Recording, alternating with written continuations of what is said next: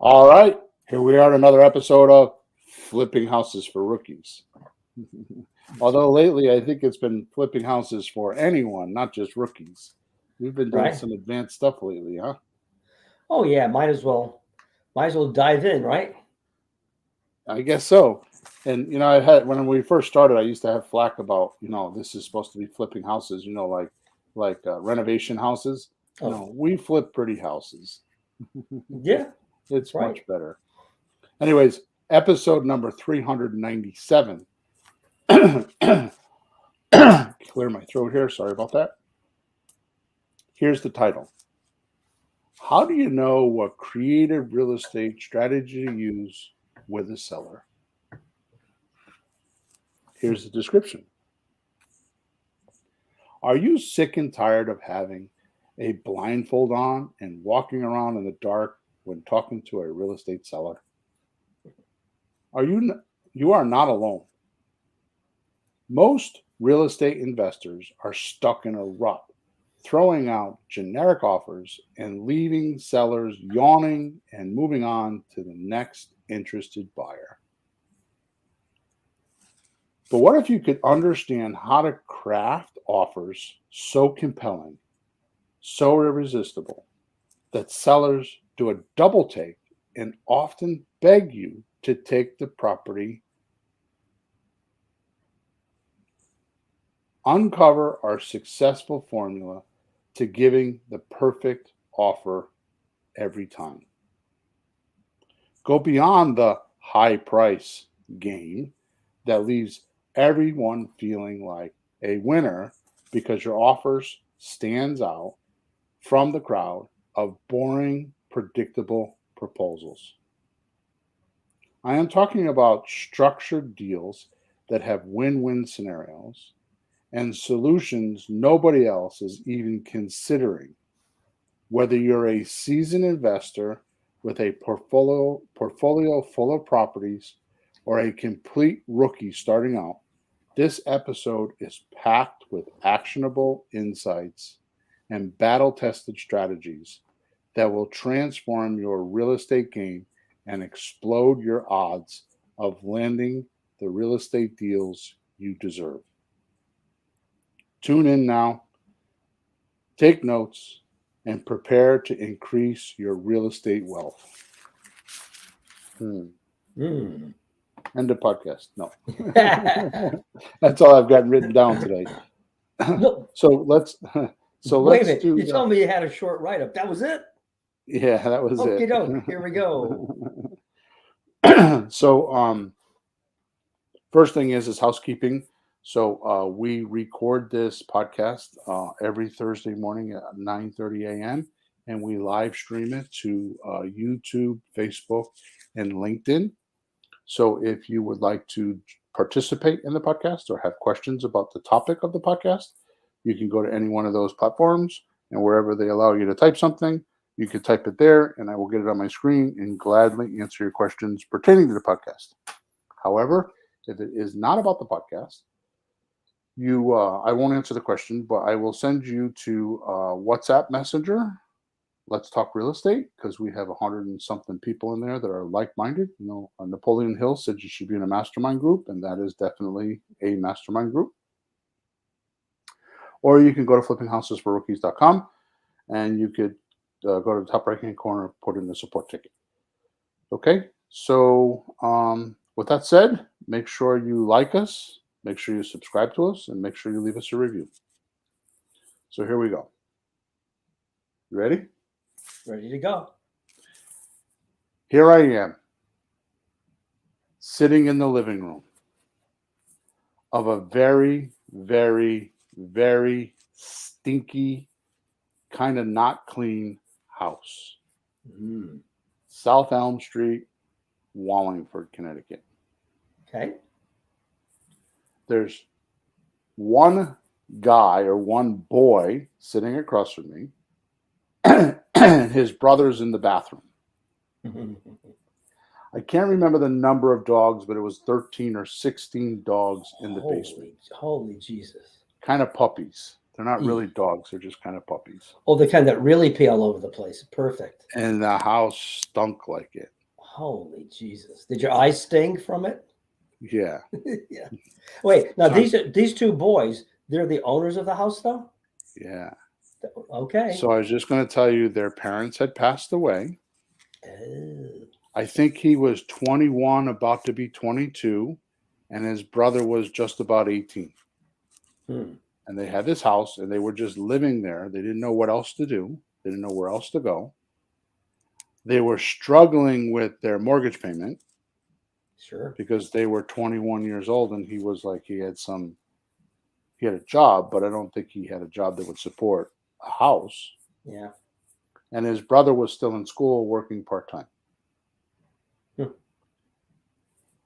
And I'm like sitting on the couch, and he's sitting across from me, and the chit chat and the weather conversation and the dog conversation and all the, menial, time sucking, time wasting conversation had ended.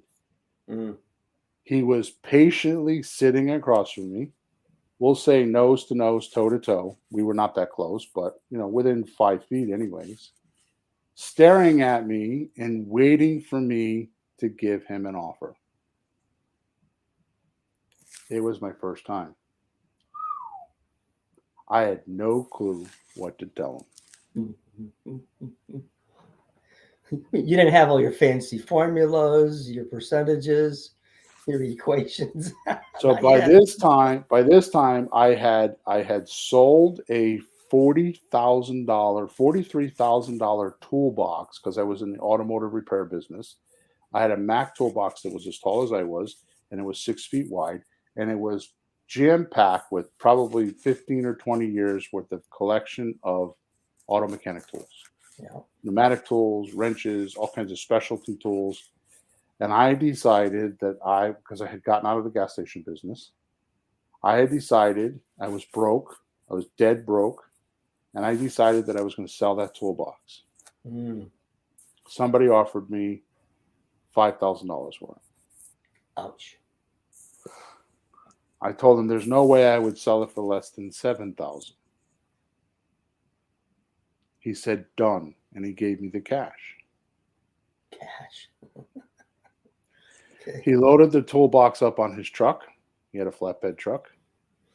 And I went around the side of the building and went into the office with the cash in my pocket. And I called Ron LeGrand's office. I told him I just sold my toolbox for $7,000 and I was going to use $5,000 for his seminar and the other $2,000 for traveling expenses.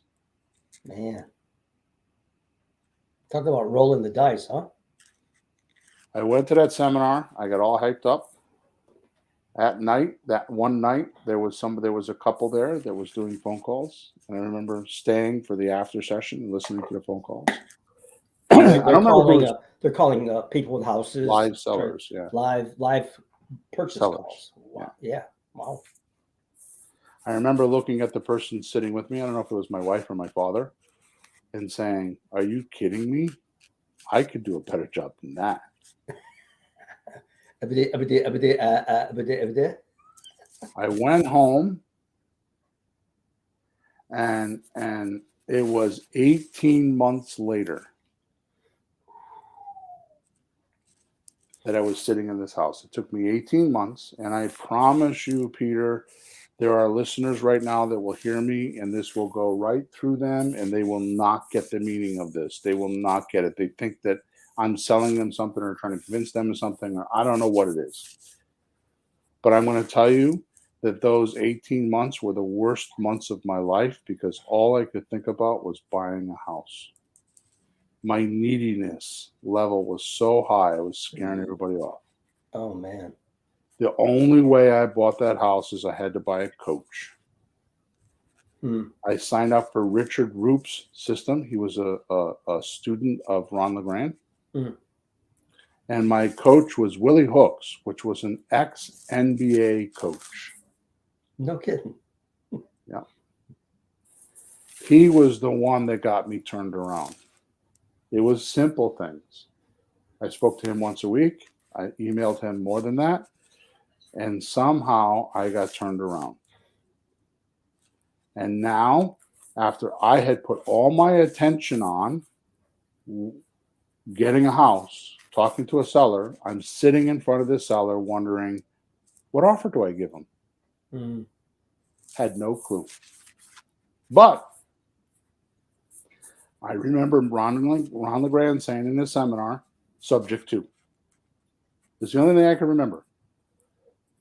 So I said to the guy, I was thinking about giving you what you owe on the property. Would you be willing to do that? He said, I don't think so. Why is that? Well, we need money to move. Okay, how much? I think we settled on $2,500. I don't remember. He said to me, I don't know. I got to think about it.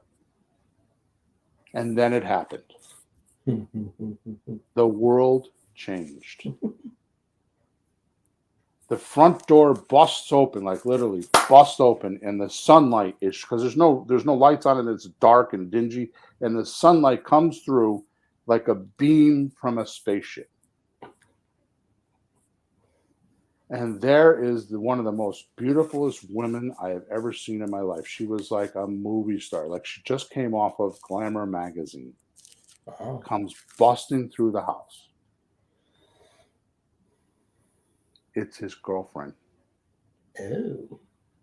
She says, how's it going? And I said, pretty good. And she looked at him and he was kind of dismal.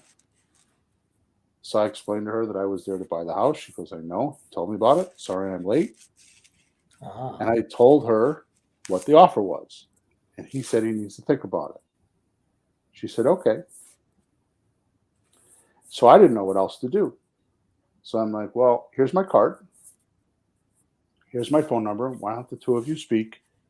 And I'll give you a call in a day or two. He said, okay. So I leave the house. First thing I do is as soon as I get outside, I take a deep breath of fresh air. Yeah, and rub your eyes out. Right. I walk down the stairs, to a couple flights of stairs. I walk down the sidewalk, and I get out to I'm like the third car in the driveway, and I get to my car, and I barely get my hand on the handle, and I hear, excuse me, sir. And I turn around, and there she is. And she's even more beautiful than when she was in the house. Now, I shouldn't be saying this because I'm an old man, but she was like in her mid-20s. She was just beautiful. Well, it's not your fault that she's beautiful, even though you're breathtaking. old.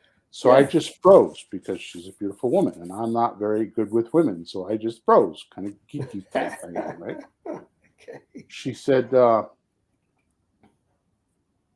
me what your offer is again. And I tell her again, I'll take the house payments over, and here's how it works. Very simply, I didn't give her a seminar. Mm. And he wants whatever, $2,500 to move, and I'll give him that as soon as as soon as we make a deal. She said, okay. And what did he say? He said he needed to think about it.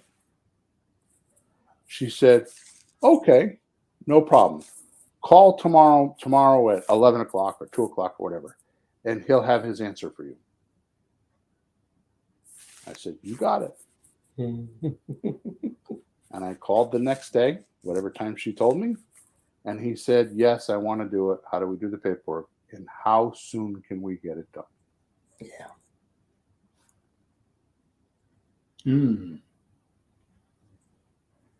I bought that house for $70.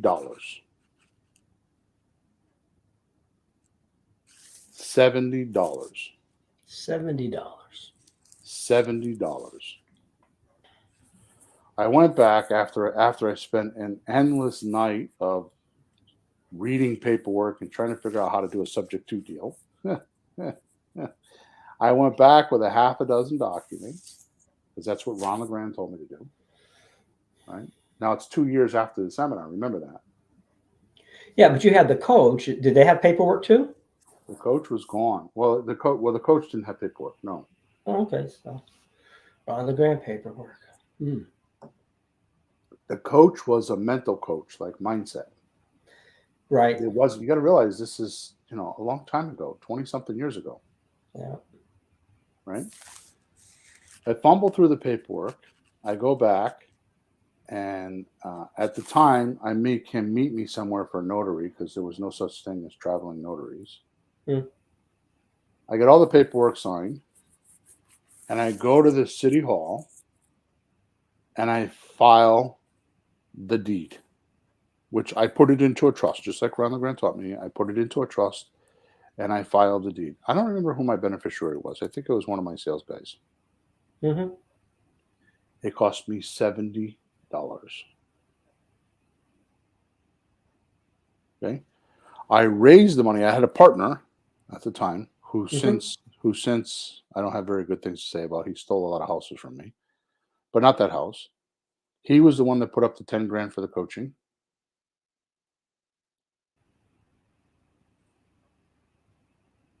Okay. Am I frozen or is it you? I don't know. You went first. I went second. We both came back. All right. So he was the one that put up the 10 grand for the coaching, and he put up the 2,500 for the moving. For the guy moved. Yeah. I start renovating the house. Now I have no idea what I'm doing. I start renovating the house. Now, fortunately, I owned an auto repair facility in a gas station in town, so I had a lot of customers, and I just started calling my customers. Hmm. Next thing you know, the house is renovated. One of my buddies, Jay, was renovating the bathroom, and Jay's a funny guy because he kind of like fumbles around and sometimes makes mistakes and just kind of keeps going, and he's doop, doop, doop, doop, kind of Yeah. like that's how he is. Well, he had a piece of plywood that looked like it was tile that he was putting in the bathroom, Mm-hmm. and he had cut it wrong,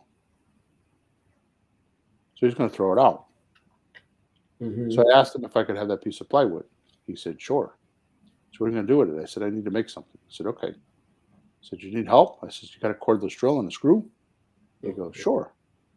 So I took a can of spray paint that I had in my car, black spray paint, and I put "House for sale, no bid qualifying." Now this is like a 6 foot by 5 foot sign, and I took it out and I put it on the tree and I screwed it to the tree. Oh boy. We're still renovating Now, did you spray paint on the tile side or the back wood side? the wood side. Yeah, Okay, it was just plain wood looking. it was plywood. Yeah, Yeah, so not fancy, not pretty color, just plywood, black and it paint, was spray sign. paint. Yeah. Yeah. Okay. A few days later, 3 or 4 days later, a realtor called me and asked me if you do a co-broke. I said, "I don't know." She goes, "What do you mean?" I said, "I don't know what that means." Yeah. She said, "Would you sell it for, if I have a customer, if I sell it, will you give me 3%?" I said, "No, I'll give you 2%," because I was a heavy negotiator on everything. She said, "How about 2.5?" I said, "You got it." Yeah. Less than 30 days later. Now, by the way, my wife at the time was a mortgage broker, was doing selling mortgages. Hmm. So I don't remember how much she made. I think she made like 8 grand or Really? 6 grand or 3 grand. I don't remember how much it was, but I made 68,000. 68,000. I split it with my partner, but that was my first deal, Hmm. And did you which would have sell it? never. Did you sell it outright? She sold it for cash. Okay, get your money in. Well, your first deal, grab some money. So we're going to talk about that. This is the the rest of my podcast today, or the rest of this podcast today. We're going to talk about that Yeah. because I had no idea what I was doing, other than I had the balls, and more importantly, the passion to just go through my own fear. Yeah. And I got all the way because now you have to realize I had talked to a lot of people. We were putting signs out, and at the time I was paying Pat Live to answer the phones. And every day I would come home and there would be 3 or 4 faxes on my fax machine Mm. from the signs. I put out 20 to 25 signs a week, and that every week, every day, I got 3 to 4 calls. And it took me 18 months. Well, why did it take me 18 months?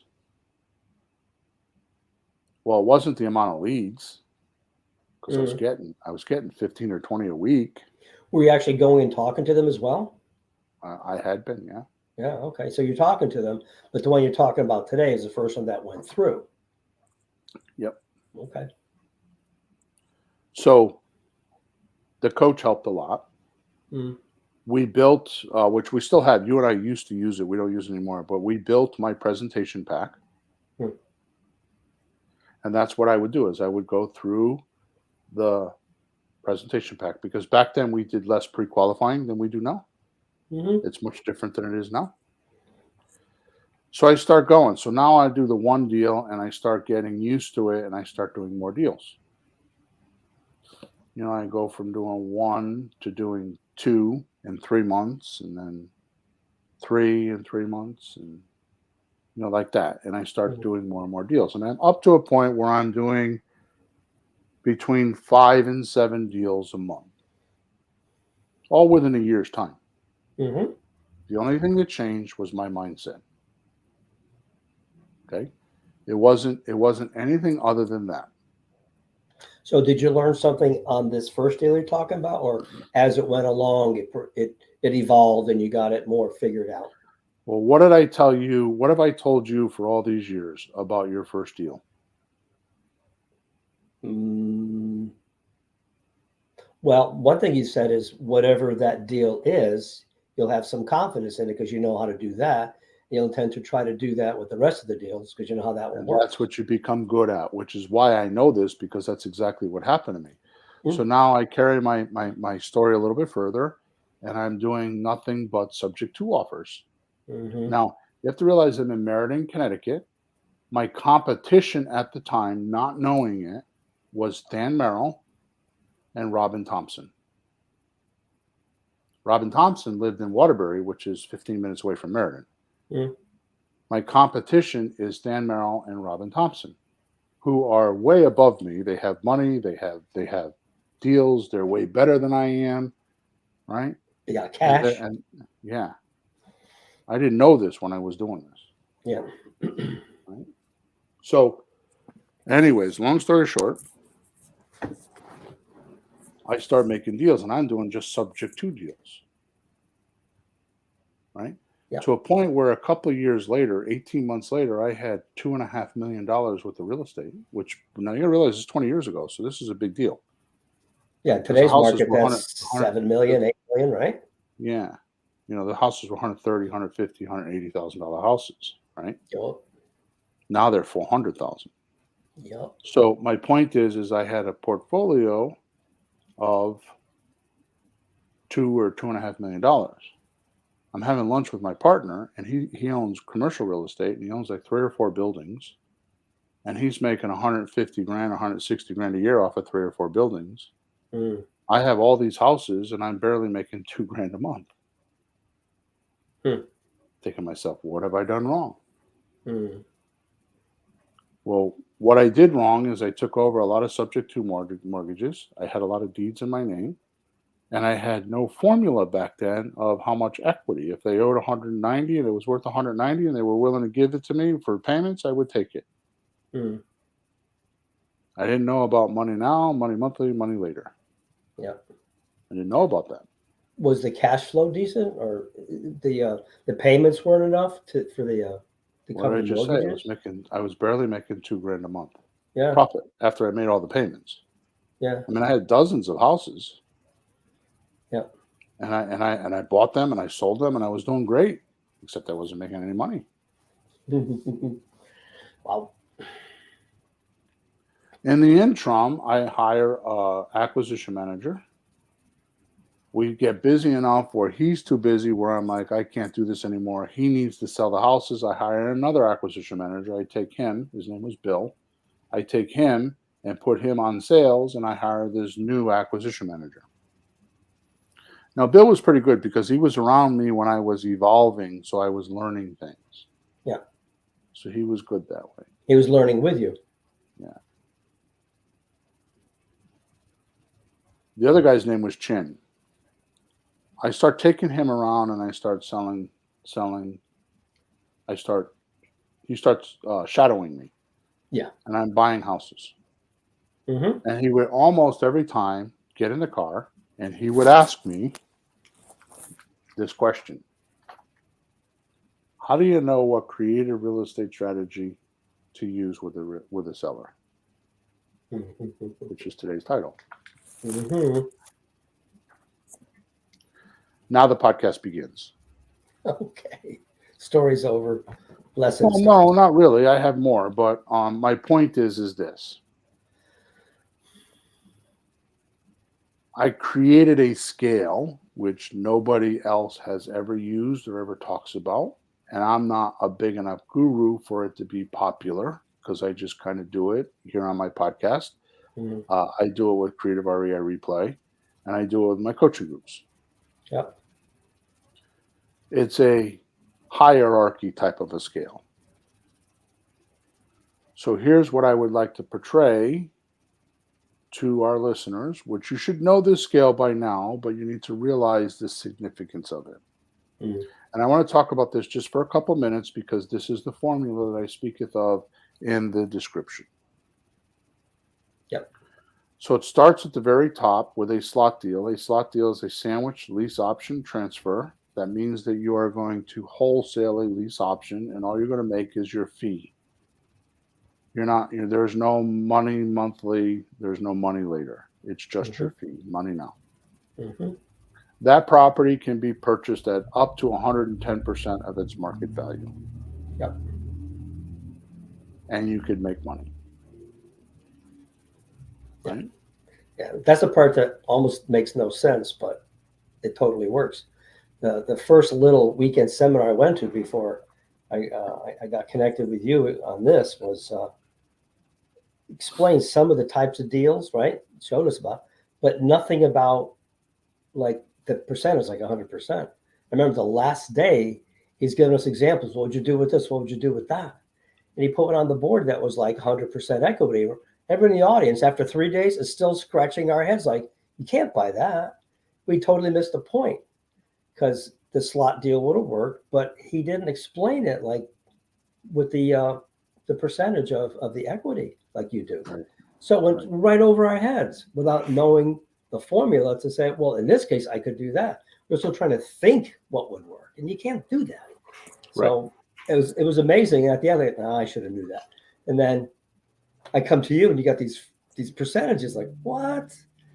And no one else has it. So I just want to throw that in because that really threw me, and it made so much sense when I heard your percentages. So the first one, 100, 110. So for the top one, it has no equity. It's loan to value, meaning how much is owed on it, worth its value is zero. Mm.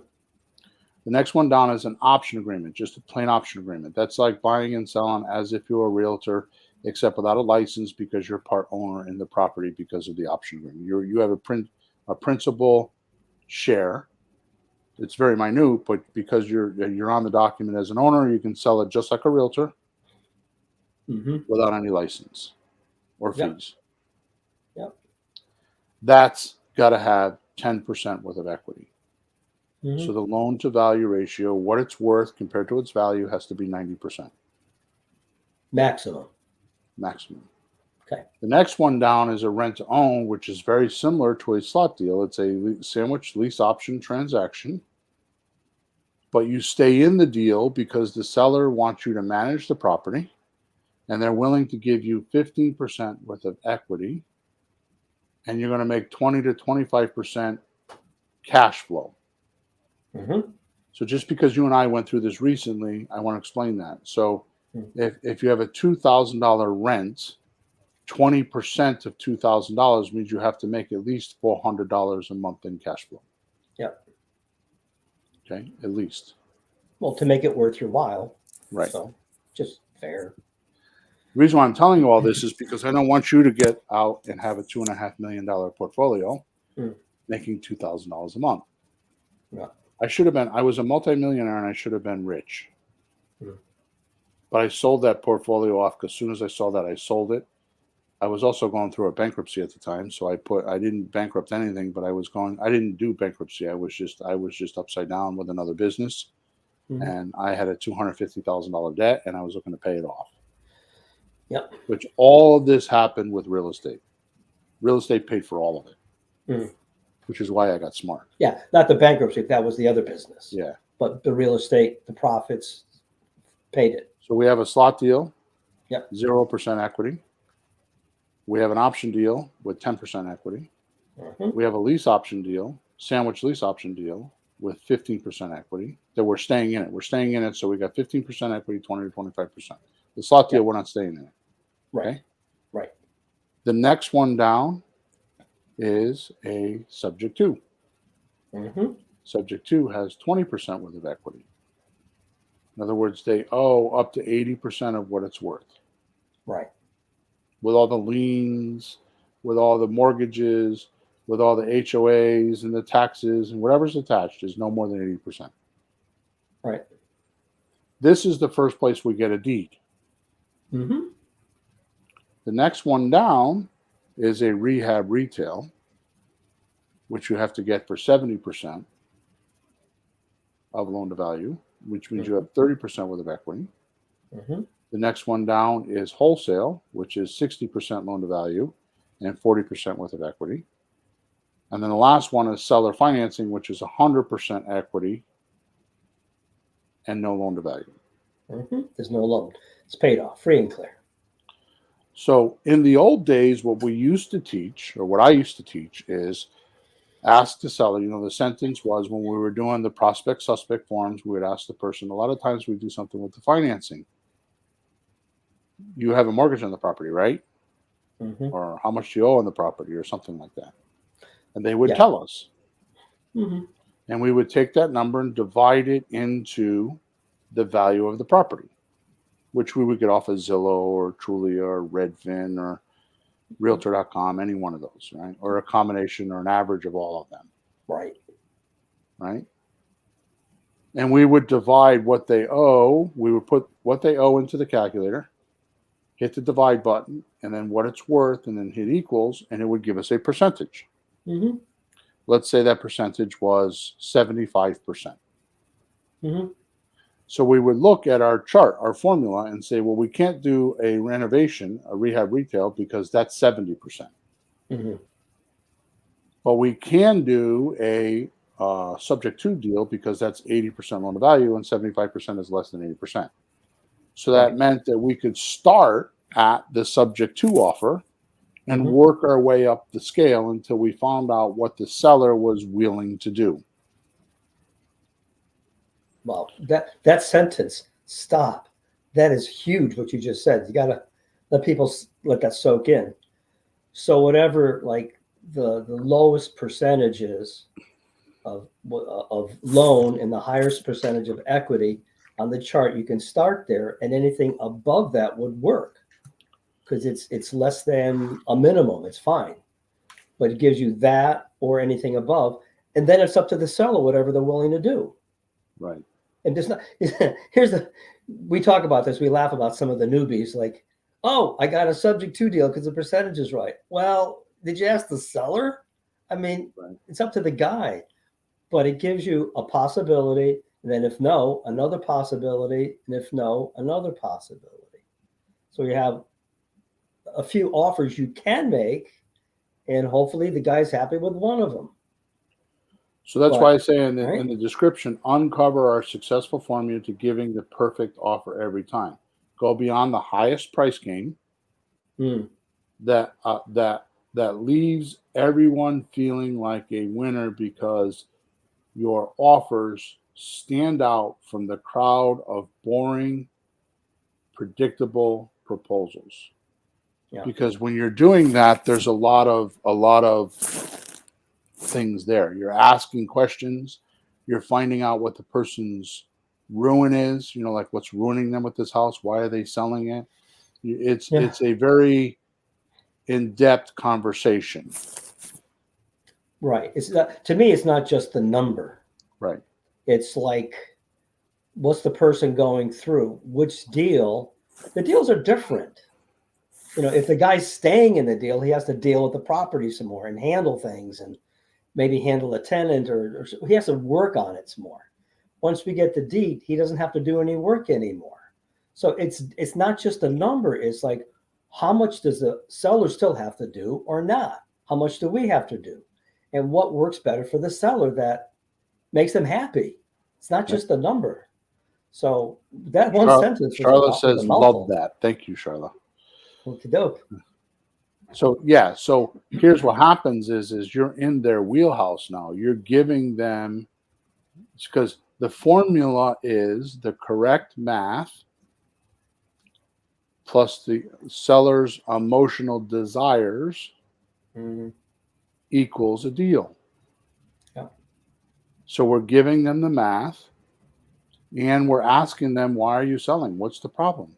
And we solve that problem. It is so big that I've actually offered people a ton of money. But it's like, I don't want to do that. Like, well, why not? It's like, I just don't want to bother. Right. It's like, seriously? They had so much money, like, I just want to go away. But it's $100,000. They go, I don't care. At the same time, we bought houses for maybe $50,000 less than it should be, or 100,000 less than it should be, because please just take this off my hands. It is such a hassle. How much? Yes, just please. And How long will it take is their question. Yeah, how fast can I get the hell out of here? Right. And you would think, but a house is an asset. A house can be a big pain in the beep Right. to some people. You'd be surprised. It's that emotional desire. Sometimes it's the money, sometimes it's something else. So You have to ask the it's the question. right math plus the emotional desires of the seller equals a deal. So the hierarchy that I'm talking about, the formula that I'm talking about, is the math. Yeah. The reason why you start at the lowest number is because obviously we make the most amount there. Yeah, the more equity in the house, in the deal, the more equity we get, if Right. not right away, when it sells. When we get to take that equity Right. at some point. Right now, later, but it's ours. Right. So this worked for a long time. It still does work.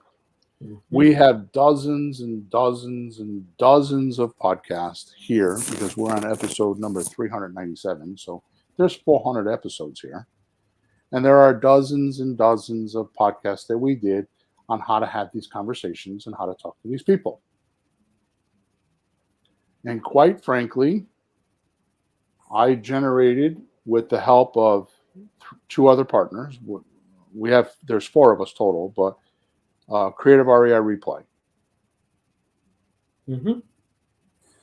Creative REI Replay is a software that helps you find deals, keep track of them. But we made Sean, my other partner, created a calculator to do all this math for you. So you don't have to worry about this math. You just put in the numbers the seller tells you, and it automatically tells you by a red light, a green light, and a yellow light, just like a stop sign. Obviously, red light is don't do that. Don't do that. Brakes. Put the brakes on. Yeah, stop.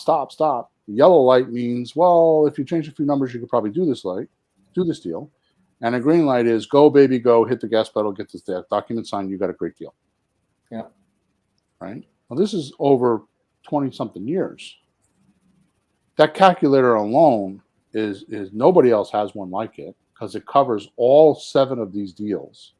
Actually, it doesn't do wholesale because David Espelot, who owns REI Replay, who's our partner, we don't do wholesale deals in Creative REI Replay, but we do everything else. Yeah. Right? Yeah, he had the wholesale, but your company with him is for the creative finance part. Yeah, and wholesale is dead as far as I'm concerned, but we'll let the market bring that around. Why would you do a wholesale deal at 40, 50, 60 cents on a dollar on an ugly house and have to pass it off to a buyer that's not qualified when you could do a slot deal with a pretty house and make more money?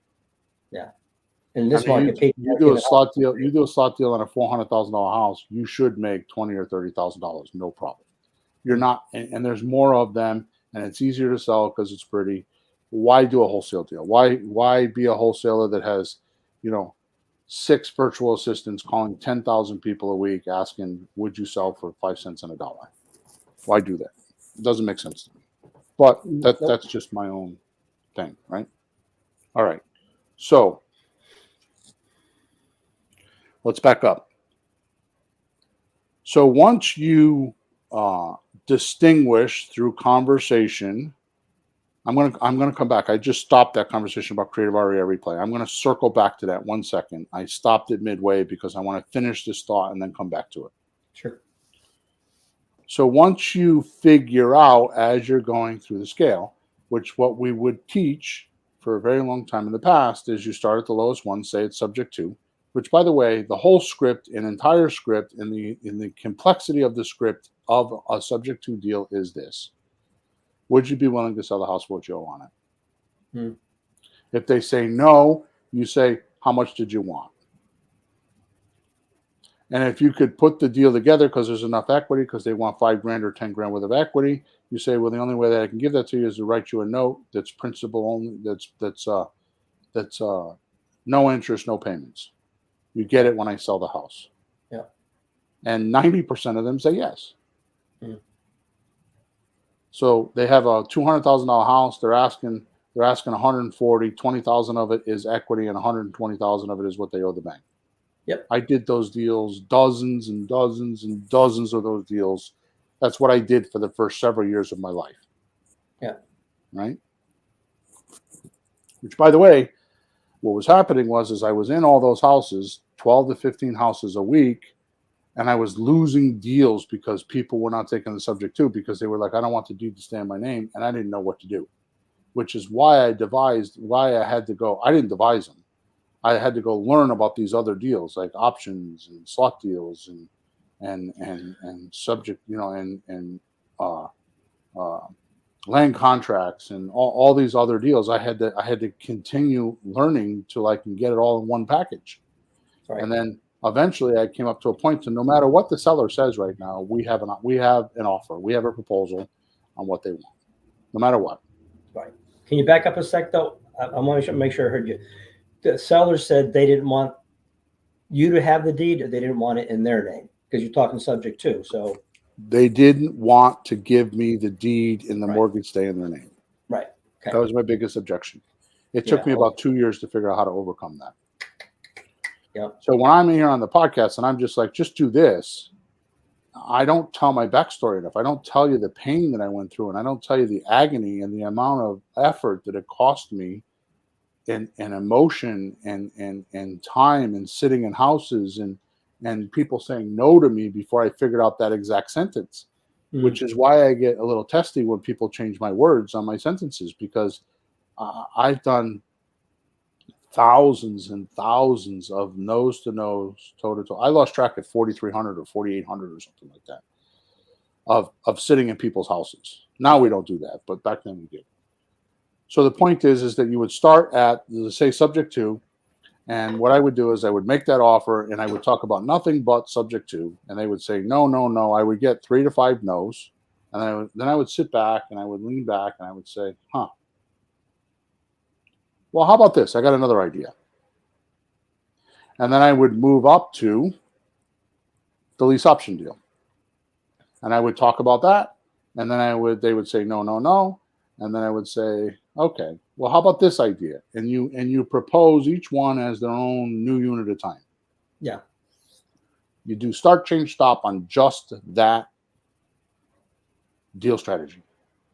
Yeah, you don't want to give somebody 3 or 4 options. It's too confusing, and it's a lot to understand one at a time.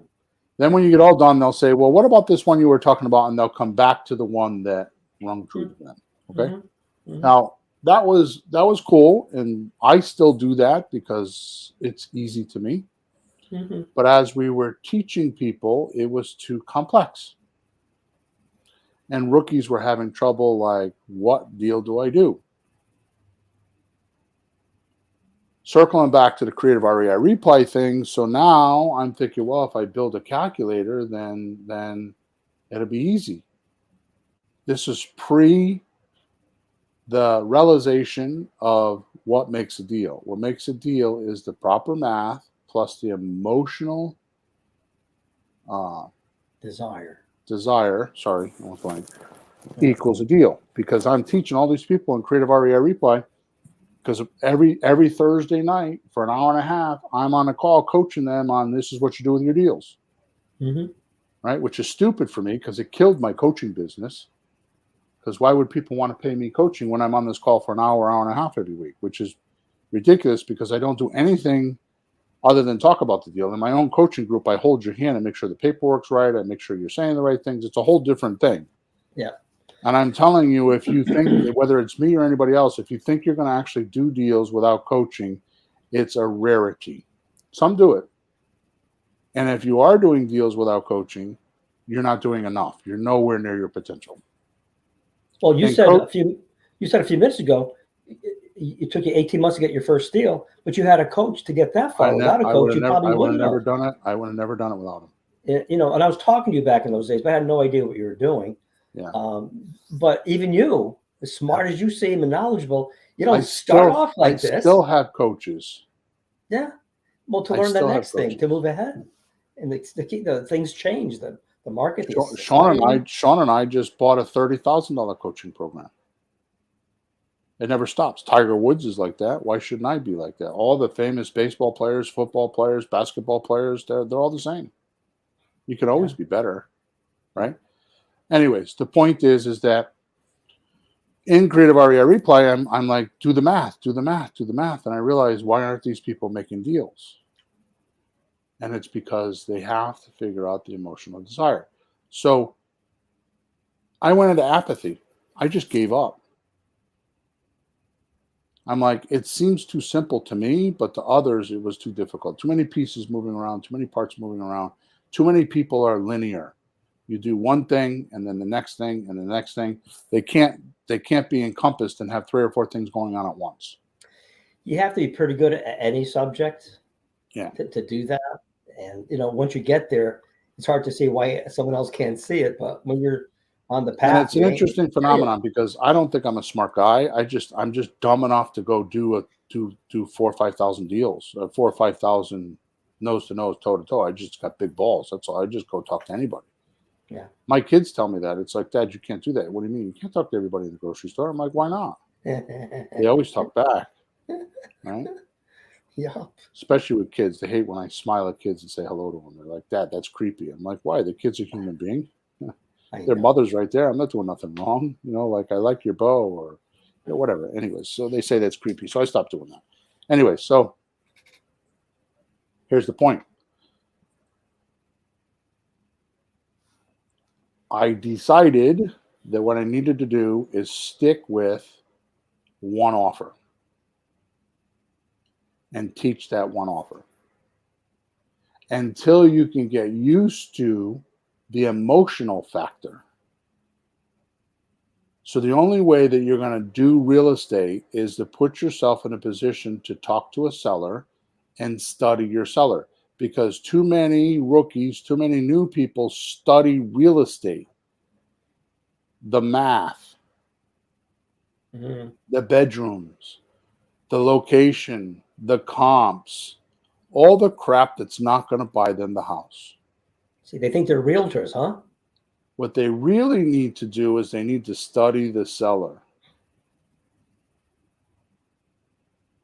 They need to make their offers and then use our great equalizer, which I started to talk about before and I stopped, is money now, money monthly, money later. Because you need to look at that in every deal, because that will bring all of time together. That'll bring a 10-year deal together in one formula. Mm-hmm. How much money am I making now? How much money am I making monthly for 10 years? And how much am I making later with the appreciation? Yep. It takes time and puts it all in one place so you can calculate whether or not the deal is viable for you and the seller and the buyer and the money investor if you have a private money investor. It takes everything and puts it together in one spot.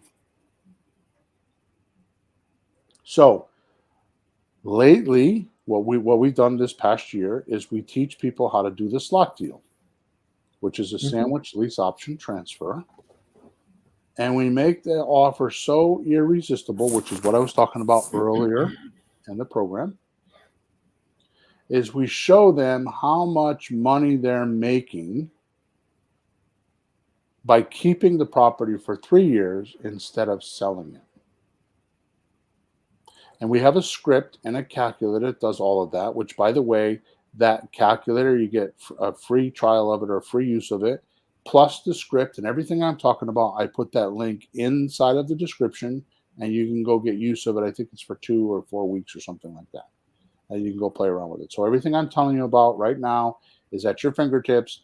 If you actually think that you want to learn how to do this and you think you want to do this, the way to do it after all these years, a decade of teaching people how to do it, hundreds and hundreds of investors, millions and millions of dollars. I think I lost track. It was $50 million of deals that I've done myself and with clients. It was a lot of money. I've never added it up. Mhm. Just to give you an idea of what I'm talking about. So all you have to do is you have to learn one script. You don't even have to learn it. You just got to read it and know how to do the calculator. It is literally 1 or 2 phone calls, you got it licked.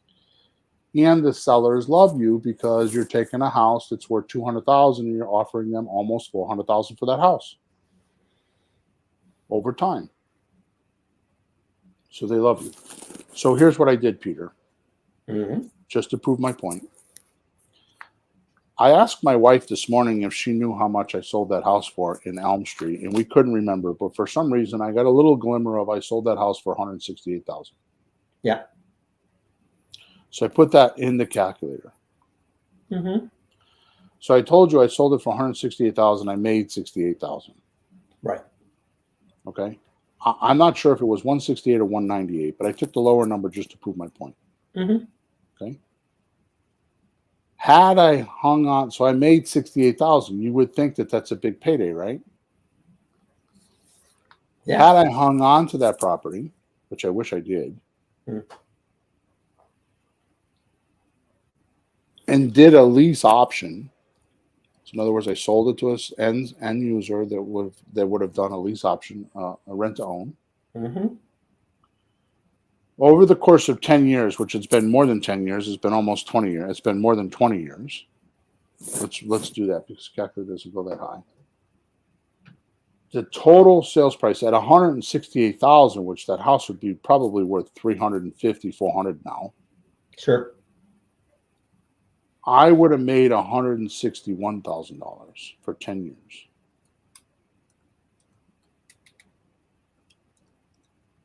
I would have made $322,000 over the last 20 years.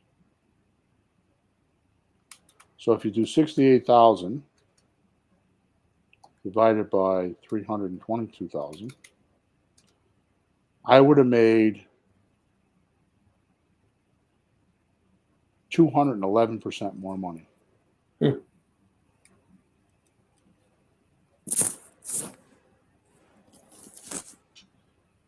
Back then, flipping real estate like we do was an infomercial and everybody poo-pooed it. So you didn't tell people what you did. The only way that you could actually find this information and buy tools, because I remember when I used to go to the Ron LeGrand boot camps, there's people there, oh, he's just a sell-fest. I look forward to going there and buying the tools. I bought websites, I bought paperwork, I bought all kinds of stuff because I couldn't find it anywhere else. Nowadays, it's much different because everybody and their brother's teaching how to do real estate like they're the only ones and they figured it out. It is Mhm. not true, including myself. It is not true. What the community needs now is a standardization. Somebody needs to standardize how to make these offers. And I'm not saying I'm the guy, but I could tell you that nobody teaches my hierarchy like I do and has that simple of Mhm. a formula to be able to know which deal to do when, Yep. right? So could you imagine if I held that house, I would have made $322,000. That means I would have sold that house for $660,000. I sold it for 168. I would have sold it for 668,000 had I kept it for 20 years. And that includes the money you got for deposit, the cash flow. the money when you sold it, but all the other things that we're not going to get into today, but there's depreciation, there's tax benefits, all that stuff. That's real money by the time it's over.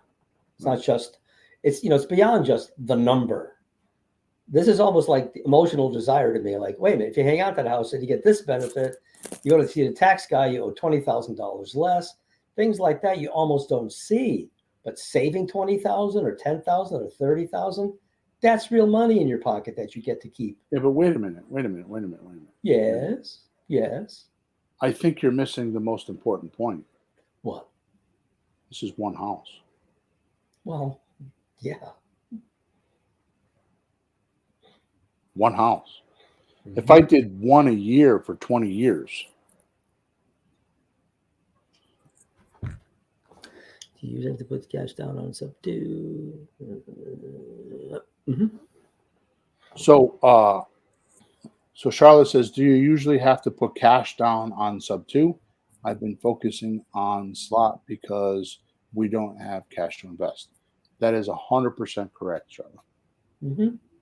Now, not all subject to deals need cash, but you have to realize the reason why you can't do, or anybody can't do, or hasn't been able to do subject to deals in the last couple of years is because the appreciation has outweighed the necessity to sell. Because you could put it on the market and in 5 days get your price. Yeah. So the equity keeps building in the property. So if you were to sell it for what you owe on it at 160, in another month it's worth 165, in another 2 months it's worth 180. And it just keeps building. But that's changing. Yeah. As of this podcast, that's changed. I mean, I was talking to my sister the other day who lives in Fort Myers, and her comment to me, just in a by the way conversation, she's talking about her girlfriend that's selling a house, and she's like, you can't sell shit in Cape Coral anymore. It's over. I'm like, what do you mean? She says, well, she's had my house on the market for like I don't know, I forgot what it was, hundreds of days. Yeah, more than 3 months then. Yeah, more than 90 days. Whoa, yeah. Whoa. You know, she had bought the house for 180,000, 5 years ago, and was now asking 400,000 and wasn't getting any offers. Yeah. So, I hear more and more of that these days. Okay, so to sum things up, the best thing that you could do is just what Charlotte was talking about, is you should do slot deals. You should do slot deals because what that does is it forces you to study your seller. And understanding sellers and how to handle sellers is the wealth in this business. Because once you understand the emotional desires of your sellers, the math is done for you in Creative RER Replay, or the tool I'm giving you today. The math is done for you in the calculator. You don't need to go learn about all the different deals these days. You just got to know how to talk to the seller, have them, extract the numbers from them, put them in the calculator, and it tells you automatically which deal to do. So you don't have to do like what I've done all these years with a calculator in your head, right? Which is kind of funny because when I do support tickets for Creative RER Replay and I do support calls, people ask me the calculator, and I tell them all the time, well, I could try to help you with the calculator, but I don't use it. They're like, what do you mean? I'm like, well, I designed it. I do it in my head. And I do it with my $5 calculator. I don't have to use that, so I don't use it a lot. But Sean helps, and I go in there, and I can use it because I know how it works, but sometimes I fumble around with it. The most important thing you could do is slot deals, which is paying up to 110% for the property. You get an option agreement from your seller, and you go wholesale that option agreement to the person that's going to live in the house, and you make 3, 5, 10 grand, 20 grand. Hell, if you're doing big numbers like $700,000-$800,000 houses, you make $50,000, $60,000, $70,000 doing that. Yeah. We were looking at a $3 million house, and we were looking at making $150,000 on one deal. And it's not harder to do or easier to do than the $50,000 deal. It's the same transaction. Yep. That's the crazy part about it. Now, can I throw something that I shouldn't be, throwing a wrench in, but you mentioned something a few weeks ago. if you offer a person the slot deal, he might go, no, I don't want to deal with the property anymore. Couldn't you go down to perhaps a Yes. rent to own, right? Yes. Guy goes, I know, but I just don't want to have the responsibility anymore. Well, would you give me the deed? He might say yes. So you could go down too if they don't want to. Right. If they don't want to bother, When he says I don't want to be bothered with it, I would tell him, well, if you give me 15% worth of equity and 20 or 25% worth of cash flow, I'll manage it for you. Oh, how does that exactly. work? Yeah. And then eventually, like I was on a call a couple weeks ago for you, and the girl's like, I just want to sell it. I'll just take I'll just take what I owe on it. Yeah. And people just tell you shit like that. Right. So as much as you can start with the best possible deal for us and go up to scale, and you can start at the top if it was the best deal for the seller. The higher you go is the better for the seller because he gets more money. He doesn't want to be bothered. You come down a little bit, and maybe that's the one he wants to do. So you can play it up and down until you find the thing that's right So money, the right we, seller, we need desired to go. seller. Yeah. So the summary of now is, if you do find one of those deals, you should send a memorandum and get it in writing, and then either sign an option agreement with them or a purchase and sales agreement with them. Probably a purchase and sales agreement. And if you don't know how to if you don't know how to do the deal, go find someone like me that can do the deal. Go to your local RIA. Send a support ticket into us. Just start outflowing. And finding somebody that will give you $1,000, $2,000, $500 for that contract to assign it, and just make some money. Don't throw the deal away because you don't know how to do it. Or get involved with Creative REI Reply, and for the amount of money we charge, we'll help you. We'll coach you through it on a Thursday night, and the system will do all the paperwork for you, and there you go. All right. So for a rookie, the best deal you could do is the slot deal, the sandwich lease option transfer. You get used to, which also includes options, and it also includes rent to own. Those three transactions are very similar, because if you've rented from a landlord in the past, 90% of the deal. So the important thing is to get used to talking to people, not worrying about the math, not worrying about the paperwork, because in Creative REI Replay, we do all that for you.